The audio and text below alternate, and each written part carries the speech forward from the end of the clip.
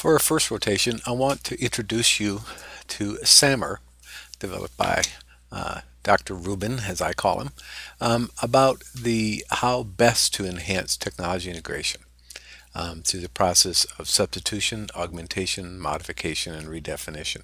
As you go through the different rotations today, think about how you might move from a substitution to an augmentation to a modification or perhaps a redefinition.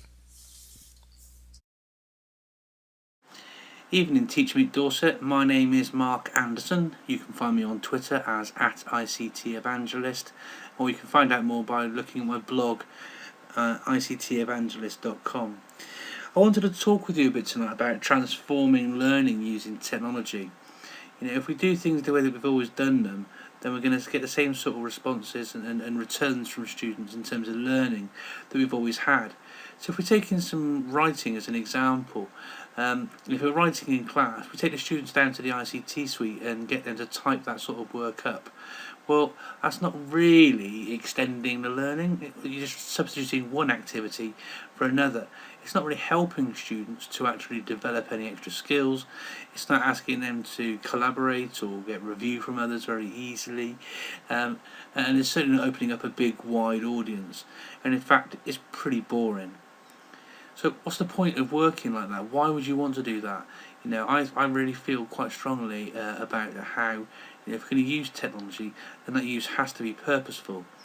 So with that in mind, there's a framework developed by a gentleman called Dr. Ruben Puentedura. It's called the SAMR Framework. And it's a framework which is broken down into 4 different sections, the S, the A, the M, the R. And with SAMR, what it does, it takes you from the introductory level of substitution right through to redefinition. So when we're looking at that, the substitution level, we sort of talked about already, is substituting one activity for another. Then we have augmentation, modification, and then redefinition. So we talked about substitution, taking it from one example to the other. Then we have augmentation. This is enhancing learning a little bit. So it might be, in this example here, highlighting keywords in a different colour. Now, it's not really enhancing the learning, no, and certainly it's not much more than substitution, because we could do that with a different coloured pen. But if we start thinking about the activities in a bit more detail, then we can actually, get this work up on the screen using something like VoiceThread, and getting students to actually feed back live on the screen, or annotate it around the outside, and giving feedback that way. Taking things to another level and redefining, we could take the example we've got there and get students to take part in online debate related to the topic.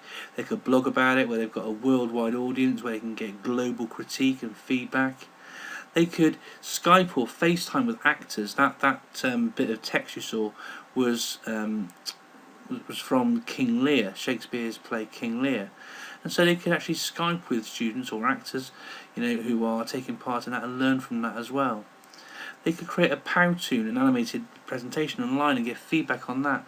Or they could, create a podcast. So these are different ways in which you can help redefine the learning that's going on.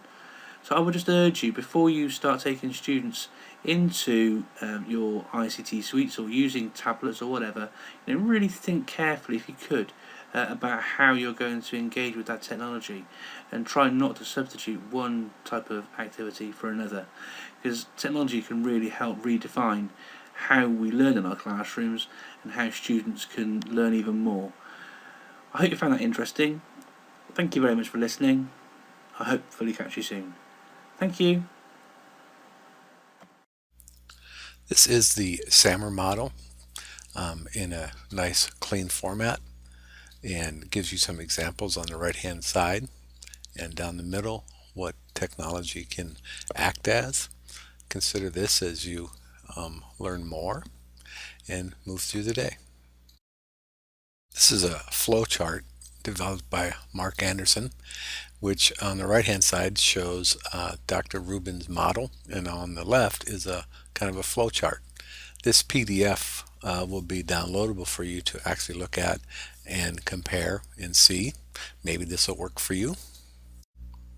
Jeff Utek from the Thinking Stick blog thinks of SAMR more in a circular fashion, where you are moving around as on a continuum. I tend to like this because we're not all at the same place, or do we all have to be at the same place, but we are flowing together.